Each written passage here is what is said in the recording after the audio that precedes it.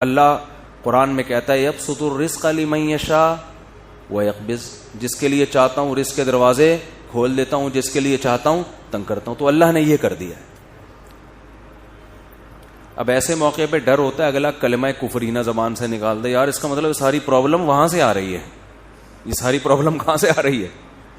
بھائی مشین خراب ہو گئی نا، میکینک جاتا ہے وہ ٹریس کرتا ہے یہ پرابلم ہے کہاں سے. وہ جب ٹریس کرتا ہے تو کتنا خوش ہوتا ہے نا، اچھا پرابلم کہاں سے آ رہی ہے، یہاں سے گیس لیک ہو رہی ہے، یہ مسئلہ ہو رہا ہے. تو اب بتاؤ ایسے آدمی کو خوشی کے بجائے یہ تو اور غم ملے گا کہ ہم تو سمجھ رہے تھے فلانی آپا نے کچھ کر دیا ہے، ہم تو سمجھ رہے تھے وہ پہلی والی نے کچھ کر دیا ہے، ہم تو سمجھ رہے تھے کہ وہ میرے بھائی نے کچھ کر دیا ہے. مفتی صاحب تو کہہ رہے ہیں کسی نے کچھ نہیں کیا، اللہ نے کیا ہے سب کچھ. تو اس سے ٹینشن ختم ہوگی یا بڑھے گی؟ ابے اللہ سے کون لڑ سکتا ہے؟ چلو فلاں نے کیا تھا تو ہم بھی کر دیں گے، تو ہو سکتا ہے کچھ مسئلہ حل ہو جائے. یہاں تو ساری ٹینشن کس کی طرف سے آ رہی ہے؟ تو مجھے یہ جب میں جملہ کہتا ہوں نا اللہ نے کیا ہے، تو مجھے ڈر اب پہلے زمانے میں نہیں تھا، لوگوں کا ایمان بڑا مضبوط تھا. اب ڈر ہوتا ہے کہ کلمہ کفر نہ زبان سے نکال دے. یار یہ تو سارا کیا کرایا کس کا ہے؟ اللہ کی طرف سے. ہو یہ تو اللہ ہی ٹھیک، معاذ اللہ نقل کفر، اس کا مطلب اللہ ہی ٹھیک نہیں ہے. فالٹ معاذ اللہ نقل کفر کس میں ہے؟ اللہ میں فالٹ ہے. پھر لوگ مایوسی کا شکار ہوتے ہیں، پھر کہتے ہیں یار اللہ فلانے کے ساتھ تو بہت اچھا کر رہا ہے، وہ تو کچھ بھی نہیں کرتا کمبخت، اور پھر بھی رزق کے دروازے کھلے ہوئے، کچھ بھی نہیں کر رہا، ایک نمبر کا چور ہے فلاں آدمی، نہ ایک وقت کی نماز پڑھتا ہے، نہ کبھی زبان سے اللہ کا نام لیا، مگر خوشیوں کی ایسا لگ رہا ہے خوشیوں نے ڈیرے ڈال لیے اس کے گھر میں، پھلتا پھولتا چلا جا رہا ہے. فلاں بھی اچھا، فلاں بھی اچھا، فلاں بھی اچھا، میں ایک اکیلا دنیا میں پریشان ہوں. حالانکہ میں تو وظیفے بھی پڑھتا ہوں، میں نے تو ایک دفعہ سر پہ ٹوپی بھی رکھی تھی، ایک دفعہ میں نہایا بھی تھا. اپنی نیکیاں پھر یاد آنا شروع ہوتی ہیں. ایک دفعہ کا ذکر ہے، میں نے وائپر جو شیشے پہ گاڑی پہ لگاتے اس کو اپنے ہاتھوں سے میں نے 5 روپے پکڑائے تھے. ایک دفعہ میں نے اپنی ماں کو پانی بھی مجھے یاد پڑتا ہے پلایا تھا. تو جب انسان کہتا ہے یار میں نے تو یہ بھی کیا، میں تو اتنا اچھا، میں تو اتنا نیک، میں تو یوں بھی، اور میرے ساتھ ٹینشنیں ہی ٹینشنیں، اور دوسرے کچھ بھی نہیں کر رہے، وہ تو مسجد کے ڈبے چوری کرتے ہوئے پکڑے گئے ہیں. ٹھیک ہے نا، بیویوں کو مارتے ہیں پیٹتے ہیں، ماں سے اچھا سلوک نہیں، باپ سے اچھا سلوک نہیں، ان کے ہاں رزق کی ریل پیل. تو اس کا مطلب معاذ اللہ نقل کفر نباشت. فالٹ کہاں ہے؟ فالٹ تو معاذ اللہ اللہ میں، اللہ ہی ٹھیک. وہ منہ سے بول بھی رہے ہوتے ہیں پتہ نہیں اللہ کو میں ہی ملا ہوں. اللہ کہہ رہا ہے یبسط الرزق لمن یشاء، جس کے لیے میں چاہوں گا رزق کے دروازے کھول دوں گا. یہ نہیں کہ جس کے لیے آپ چاہو گے. آپ کہہ رہے ہو یار وہ چور اچکا، اور وہ تو 2 نمبر آدمی، اور وہ تو محنت بھی نہیں کرتا، اس کے لیے دروازہ کیوں کھل رہا ہے؟ بھائی وہ اس کے چاہنے سے نہیں کھل رہا، وہ کس کے چاہنے سے کھل رہا ہے؟ وہ اللہ کے چاہنے سے کھل رہا ہے. اور آپ اتنی محنت کر رہے ہو، رزق کا دروازہ نہیں کھل رہا، تو وہ اس لیے نہیں کہ وہ چاہتا ہے کہ آپ کے پاس پیسے نہ آئیں، یا فلانے نے بندش لگا دی ہے فلانا، وہ اللہ نہیں چاہ رہا آپ کے پاس آئیں. اب یا تو اللہ سے لڑ لو. بھائی اگر کوئی پیسے آپ کے پاس لے کر آ رہے، وسیم بھائی درمیان میں ڈبہ نوٹوں کا ڈبہ چھین کے بھاگ گئے، وہ پیسہ آپ تک آنے نہیں دے رہے، تو آپ کس سے لڑو گے؟ وسیم بھائی سے لڑو گے. جو رکاوٹ بن رہا ہے اس سے لڑو گے نا. تو کیا اللہ سے لڑ سکتے ہو؟ بولو نا بھائی کیا ہو گیا؟ سامنے آپ گڑ گڑا سکتے ہو. اب مسئلہ یہ ہوتا ہے، لوگ کہتے ہیں ہم تو گڑ گڑا کے بھی ہم نے دیکھ لیا، پھر بھی بولو نا بھائی کیا ہو گیا یار، بول کیوں نہیں رہے؟ پھر بھی گڑ گڑا بھی لیا. 27ویں رات کو بھی میں نے مسجد میں ایک دفعہ گیا تھا، میں رو رو کے دعا مانگی، امام صاحب سے بھی دعا کا کہا، امام حرم سے بھی کہہ دیا. جیب میں دکھا تو پھر تو موبائل پڑا ہوا ہے، کہہ رہے پیسہ، پھر بھی نہیں آیا. مجھے بالکل بھی پسند. وہ کہتے پھر مجھے ہمیں یہ طریقہ بالکل بھی پسند نہیں آیا. تو بھائی آپ ابھی تک اپنے آپ کو اللہ کا غلام سمجھ ہی نہیں رہے ہو. ایکسکیوز می سر, میں ان سے کیا کہتا ہوں, آپ اپنے آپ کو ابھی تک سمجھ ہی نہیں رہے ہو. دیکھو چند چیزیں پیدا کرنی پڑیں گی آپ کو, اس کے بغیر آپ کو بات سمجھ میں آئے گی نہیں. پہلی بات, جس کے پاس بہت دولت ہے نا, خوشحالی ہے, اس کو خوش قسمت سمجھنا چھوڑ دو. سمجھ رہے ہو؟ یہ جو اس پہ رشک آ رہا ہے ہائے, کیونکہ لوگوں کو ایک غم یہ ہے کہ میرے پاس پیسے نہیں ہیں, ایک غم یہ کہ پھر جب میرے پاس نہیں تو پوری قوم کے پاس نہیں ہونے چاہیے نا, دوسرے کے پاس پتہ نہیں کہاں سے آئے چلے آ رہے ہیں. اب مجھے پہلی بات تو یہ دماغ سے نکال دو کہ جس کے پاس بہت دولت ہے, بہت خوشیاں ہیں, چاہے وہ دولت یا اس کی سیٹنگ کامیاب ہو گئی, آپ کی والی سے اس کی ہو گئی, یہ بھی تو ہوتا ہے نا, تو یہ دماغ سے نکال دو کہ وہ بہت خوش قسمت ہے. یہ آپ کی بہت بڑی بھول ہے. خوش قسمتی کا اس سے قطعاً کوئی تعلق نہیں ہے, کوئی تعلق نہیں. قارون سے پھر تو زیادہ خوش قسمت کوئی تھا ہی نہیں. کیا خیال ہے, اگر یہ اس کے پیسے آنے سے, پھر تو ہمارے سابق صدر دنیا کے کامیاب ترین انسان, ہم سب کو ویسا بننا چاہیے. اس کا تو کوئی تعلق ہی نہیں. پھر اس کا مطلب یہ ہوا کہ فرعون بہت خوش قسمت تھا اور موسیٰ معاذ اللہ بہت بدقسمت تھے, کیونکہ فرعون تو موسیٰ علیہ السلام کو یہی تانے دیتا تھا کہ ان کے پاس تو نہ سونے کے کنگن, نہ ان کے پاس باغات ہیں, نہ ان کے پاس پراپرٹی ہے, نہ ان کے پاس محلات ہیں, کھانے پینے کے تو یہ محتاج ہیں. بے روزگاری کیا, 10 سال بکریاں چرائی ہیں. آج کا کوئی بے روزگار بکریاں تھوڑی چرا رہا ہے جو وہ خودکشیوں کی طرف جا رہا ہے. 10 سال موسیٰ کلیم اللہ, اس وقت موسیٰ علیہ السلام سے بڑا روئے زمین پر کوئی شخص نہیں تھا, اللہ کو انتہائی محبوب, مگر کام کیا کر رہے ہیں, بکریاں لے کے صبح صبح ریوڑ دے کے نکلتے ہیں, پہاڑوں میں جاتے, شام کو واپس, اور اپنا کوئی ذاتی گھر نہیں, سسرال میں رہ رہے ہیں. ایک روم دیا ہوا ہوگا انہوں نے کہ بھئی یہ بکریاں چرانے کے لیے ہم نے ان کو رکھا ہوا ہے, کیونکہ جن بزرگ کے گھر رہتے تھے ان کا بیٹا نہیں تھا نا کوئی, تو ملازم رکھنا, بطور ملازمت کے رہے ہیں. نہیں آ رہی میرا خیال ہے بات. اور بکریاں چرانا آسان نہیں ہے, ہم سے پوچھو. 3-4 بکریاں ہم نے رکھی ہوئی ہیں, وہ جو جس کو کوئی غم نہ ہو بکریاں پال لے. حقیقت بتا رہا ہوں آپ کو. کھلاؤ پلاؤ, جب دودھ نکالنے کی باری آتی ہے تو ایسا تکبر, ابے ہمارا کھا کے ہمیں نہیں کھلا رہی یار. 10 سال کیا کام کیا ہے, اپنے ماں باپ سے دور, اپنے بہن بھائیوں سے دور, مدین میں بے روزگار. ایک روزگار ملا ہے اور وہ بھی کتنا ٹف. اور موسیٰ کی پرسنالٹی دیکھو, یہ وہ ہے جس کے ذریعے اللہ مصر میں انقلاب لے کر آئے گا, اور جس کا ذکر آسمانی کتاب قرآن میں سب سے زیادہ کرے گا, نام لے لے کے. قرآن میں جتنا موسیٰ کا نام استعمال ہوا اتنا کسی کا نام استعمال نہیں ہوا. کام کیا ہو رہا ہے, بکریاں چرا رہے ہیں.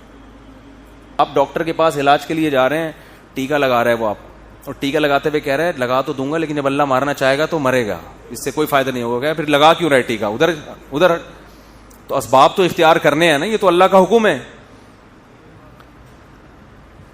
2 انتہائیں ہیں, کچھ لوگ اسباب کی نفی کر دیتے ہیں, کچھ ایسا اسباب کو باپ بنا لیتے ہیں کہ اللہ سے نظر بالکل ہی ہٹ کے وہ سمجھتے ہیں اللہ تو ہے ہی نہیں.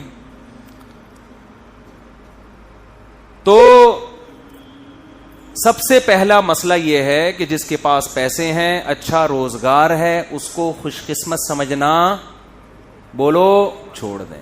کیونکہ وہ خوش قسمت ہوتا تو فرعون خوش قسمت تھا, قارون خوش قسمت تھا, موسیٰ کلیم اللہ مسکین, اور محمد صلی اللہ علیہ وسلم سب سے بڑے مسکین. ہمارے نبی کے گھر میں تو 40 دن چولہا جلنے کی نوبت آتی نہیں تھی. لیکن اس جہاں کا سردار اللہ نے کس کو بنایا, سید الانبیاء محمد صلی اللہ علیہ وسلم. تو خواہشات کی تکمیل ہو جانا یہ بالکل بھی اس کی علامت نہیں ہے کہ آپ کیا ہیں, خوش قسمت. یوسف علیہ السلام کی جوانی جیل میں گزر گئی, یعقوب علیہ السلام کی جوانی ساری روتے روتے گزر گئی, خوش قسمت تھے, پوری صورتیں نازل ہوئی ہیں ان کے اوپر. دوسری بات, دوسرا کام کیا کرنا ہے, وقت پورا ہو گیا, جلدی سے سمیٹ رہا ہوں بس. دوسرا کام یہ کرنا ہے کہ دنیا کو مسافر خانہ سمجھنا ہے اور اپنی ضرورتوں کو محدود. ضرورتوں کو کیا کرنا؟ جب تک مسافر خانہ نہیں سمجھو گے تو پھر ضرورتوں کی فہرست بہت, پھر بحریہ ٹاؤن پورا بھی آ جائے گا نا, کم ہے, کچھ بھی نہیں ہوتا بھائی. بحریہ ٹاؤن میں پلاٹ ملنے سے اتنا نہیں کوشش کرو مل جائے, اچھا ہے, نہیں ملا کچھ بھی نہیں ہے. وہ بحریہ ٹاؤن کا مالک مر جائے گا تھوڑے دنوں میں. ایسا نہ تھوڑے مر کے میرے اوپر ڈالنے کے اس کو کیسے پتا چلا تھا, مطلب یہ کہ چند سال میں مرے گا نا وہ. بھائی بہت لوگ پکڑتے ہیں آج کل باتوں کو, اللہ نہ کرے وہ مر گیا تو لوگ بولیں گے انہوں نے کیسے بول دیا تھا تھوڑے دنوں میں مرے گا. اس کا مطلب مارنے میں ان کا بھی ہاتھ ہے. مرے گا بھائی. جو بحریہ ٹاؤن کا مالک ہے, جو بنانے والا ہے, وہ تھوڑے دنوں میں اس کا جنازہ اٹھے گا. تو میرا اور آپ کا, ہم کس کھیت کی مولی, ہم 2-4 پلاٹ لے کے یار میری بھی بلڈنگ میرا پلاٹ, اور جس کو نہیں مل رہا وہ ڈپریشن میں جا رہا ہے یار. سب سے بدترین انسان اللہ کی نظر میں وہ ہے جو دیواروں اور اینٹوں سے دل لگائے. یہ بتا دوں, یہ پیغمبروں کی تعلیمات ہے. سب سے بدترین اللہ کی نظر میں وہ ہے جو دیواروں اور اینٹوں سے دل لگائے. کیونکہ جو باقی جتنی چیزوں سے دل لگاؤ گے نا وہ استعمال ہو جاتی ہیں. خربوزے سے دل لگاؤ گے, کھا کے مزہ آئے گا اور دل بھر جائے گا. کتنے خربوزے کھا لے گا آدمی. انار سے دل لگاؤ گے, انار کھاؤ گے, 2 کھا لو گے, 3 کھا لو گے, اور وہ استعمال ہوگا, جذبے بدن بنے گا, صحت ملے گی اور فٹ فاٹ. آپ کی زندگی وفا کرے گی. یہ لذت ایسی ہے جو کیش کرا لو گے آپ, یعنی زندگی میں اس کا فائدہ اٹھا لو گے. کپڑوں سے دل لگاؤ گے, پہن کے مزے اڑا لو گے کپڑوں کے. جوتوں سے دل لگاؤ گے, پہن کے مزے اڑا لو گے. تعمیر سے دل لگاؤ گے تو تعمیر میں جتنی انویسٹمنٹ کرو گے اتنی آپ کی زندگی ہے نہیں. اس کا فائدہ اپنی زندگی میں اٹھا نہیں سکتے. جتنا سریا آپ پلر میں ڈالو گے نا اتنا اپنی ہڈیوں میں کیلشیم نہیں ڈال سکتے آپ. آپ کی ہڈیاں بوسیدہ ہو جائیں گی اور وہ پلر کھڑا رہے گا. نہیں آ رہی بات. اس لیے کرایہ کے گھروں میں بھی وہی مزے ہوتے ہیں جو ذاتی گھروں میں ہوتے ہیں.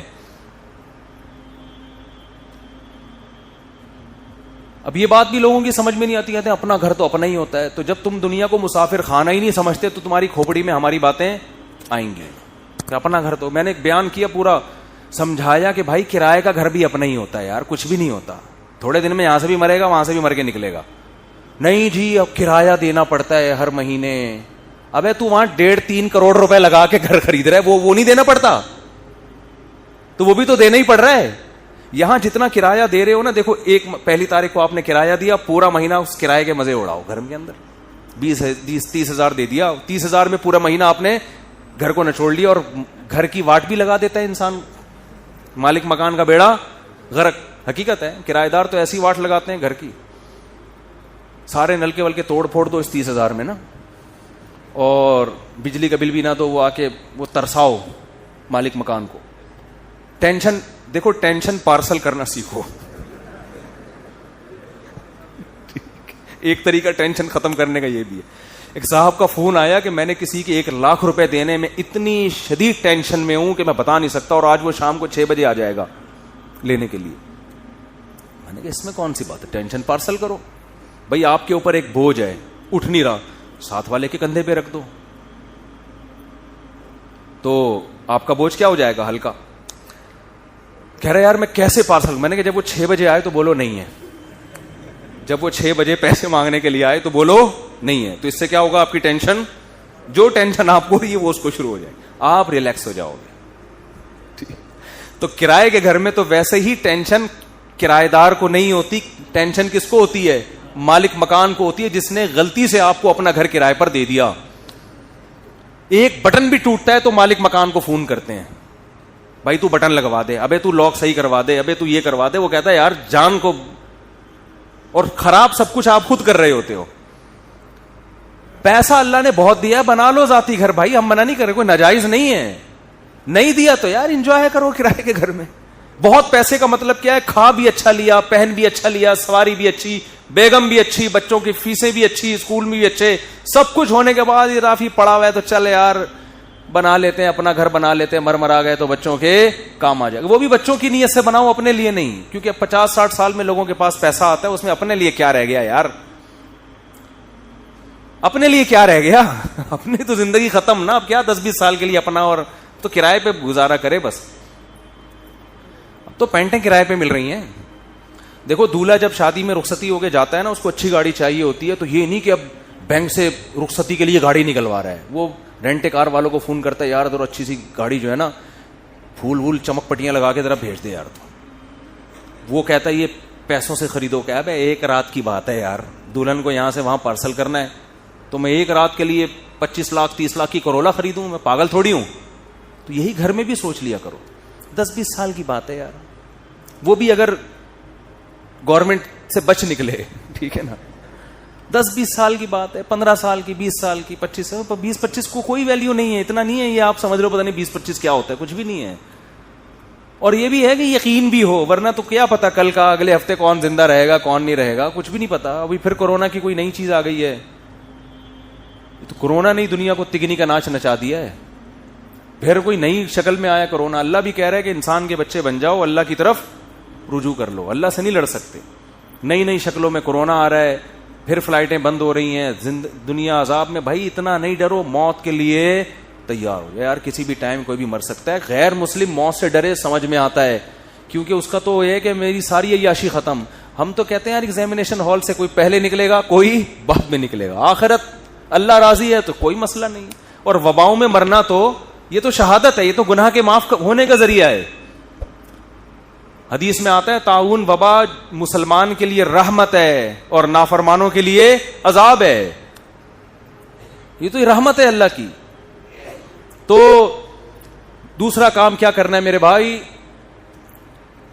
دنیا کو مسافر خانہ سمجھنا ہے. آپ کی ضرورت 2 ٹائم کی روٹی ہے بس. وہ ٹماٹر بیچ کے مل جائے یا وہ ادرک لہسن بیچ کے مل جائے آپ کو. 2 ٹائم کی, یا پھر فری میں مل جائے. بعض دفعہ نہیں ہوتا تو کسی ٹرسٹ کے دسترخوان پہ آدمی کھانا کھا لیتے جا کے. 2 ٹائم پیٹ بھر کے کھانا مل گیا, رات کو سر چھپانے کی جگہ مل گئی بس. پیغمبروں کو یہی کچھ ملا ہے, ٹھیک ہے نا. پیغمبروں کو یہی کوئی, اور اس پہ وہ اللہ کا بڑا شکر ادا کرتے تھے کہ اللہ کا دیا بہت